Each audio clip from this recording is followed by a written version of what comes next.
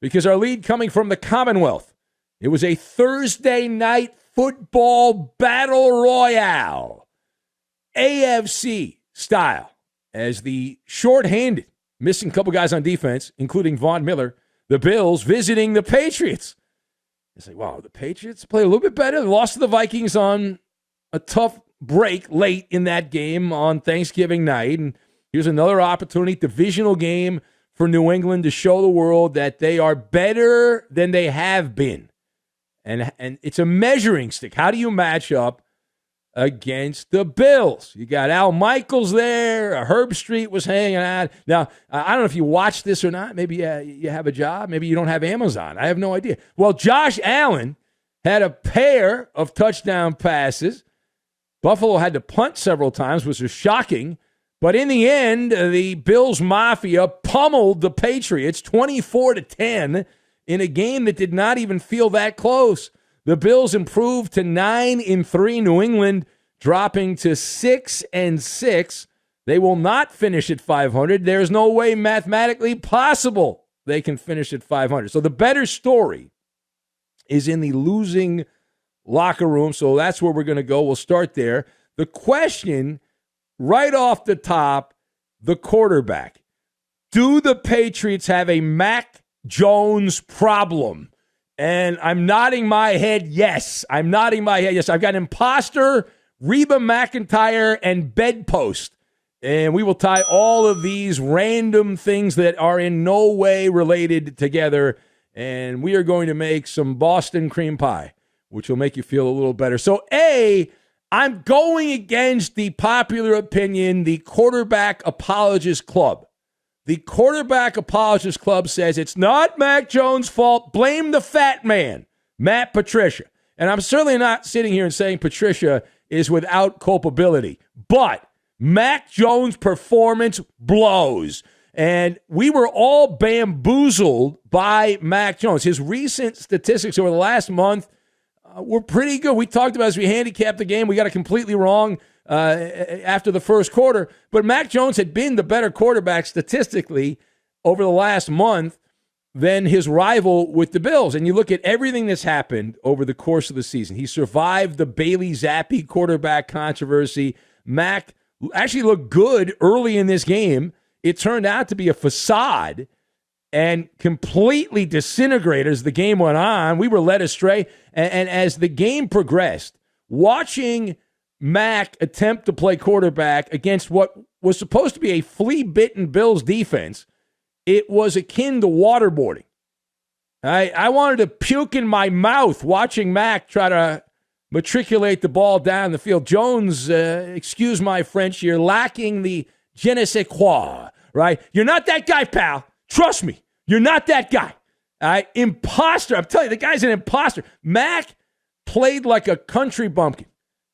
And how many times do we see him on third down, complete a pass just short of the marker or run a yard short of the marker on third down, just low football IQ and look like the deer in the headlights? He was fine for a quarter. The opening quarter of the game, Mac Jones looked like, okay, we got something here. He's 5 out of 5, 82 yards, had a couple of big pass plays and a touchdown, and had a passer rating that was perfection, 158 passer rating, and then he vanished like a typewriter. Right? How often do you see a typewriter, right, or a payphone? The rest of the game, from the end of the first quarter to the end of the game, zombie. Mac Jones was a zombie. He was 17 of 31 passing. He averaged, I thought it was bad. And I was like, well, it can't be that bad. And I did some back of the napkin math. I did my Maller math. And if maybe I'm wrong on this, but the number I wrote down, Mac Jones from the second quarter through the end of the game averaged 3.6 yards per pass attempt. That seems impossible, but it is accurate, right? It's crazy. This was a placement test, and Mac Jones has to repeat the class. He grades out on the Maller report card as a backup quarterback with a high upside, selling insurance. Okay, selling insurance. Now, Mac also had a sideline meltdown. We can do a frame-by-frame breakdown on that. Lip readers tell us that Mac yelled at the offensive coordinator, Matt Patricia, throw the effing ball. This effing running game sucks. Allegedly. That was what it said. Now, who does he think he is? Kyler Murray, Zach Wilson, exactly. Like, what's going on there? All right, now page 2. What does this game tell us about the Patriots overall? Right, overall, talking about Patriots. Now, New England was like a Reba McEntire tune.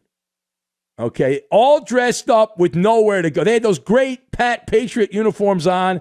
Wonderful. They look great. They didn't play that way. And so the Patriots, you put them at 6-6. They're a faux contender.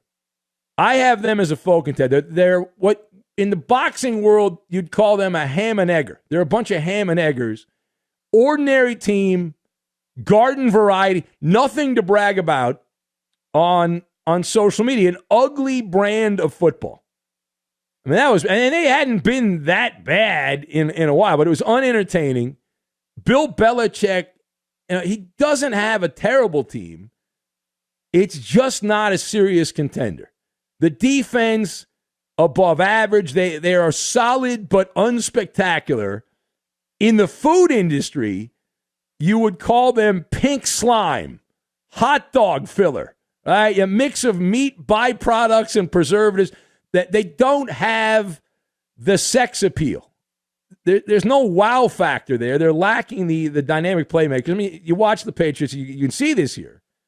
You just have a lack of force multipliers, and but that's part of the problem. But Mac Jones doesn't get a pass. I mean, he's not getting the job done. You can say with Dante Parker and Nelson Aguilar and Jacoby Myers and these guys, these are not game-breaking players, and that's true. But Mac Jones doing the basics, also part of the problem. All right, last word here. So how should the Bills process this victory on Thursday night? So this was another notch in the bedpost, right? Since New England is a average team, borderline team, you can't really get too worked up by beating them. With Von Miller out, it was a noble effort by the Bills defense. They were very, very effective, but it was also some bad offense by the Patriots. They had several guys dinged up, not just Von Miller, but Buffalo was able to twist Mac Jones and the Patriot running game into a soft pretzel as the game went on.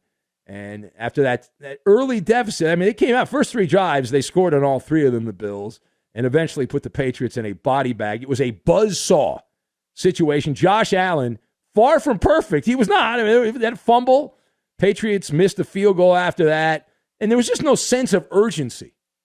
That's the maddening thing. There was really no sense of urgency there. So now the Bills have the Jets and Dolphins ahead in Western New York. They've righted the ship after those back-to-back losses to the Vikings and the Jets earlier in the season.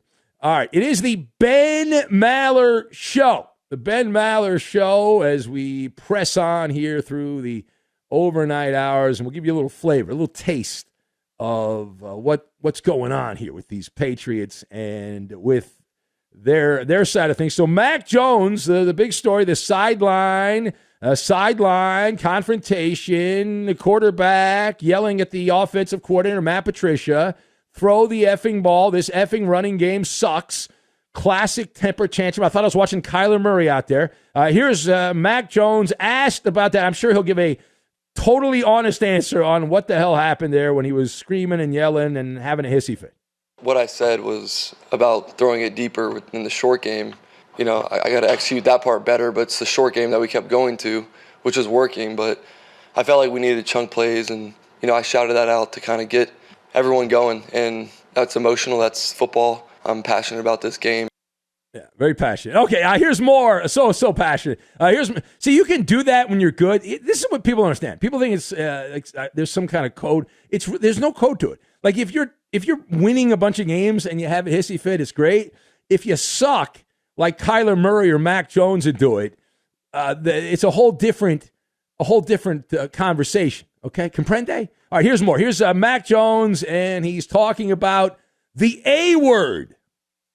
I didn't do this right. Call me out for it. Tell me that I'm wrong. And if you're a good leader, you can accept that. You can look at the other guy and say the same thing to him that he says to you. So the best players in the world at any sport, they have that accountability with their teammates. And obviously the coaches are a big part of it, but it really starts with the players. And clearly I haven't done a good enough job. That is true. You blow. That is correct. All right, Bill Belichick, who had an interesting outfit on the sidelines. If you saw the game, you know what I'm talking about there. He wore like the big parka, which was pretty funny. Anyway, here's Belichick. You'll hear the question and the answer as the Patriots are running an offense right out of the Bronze Age. Would you consider the struggles on offense more of a play calling issue or an execution issue? Well, we just need to do a better job overall.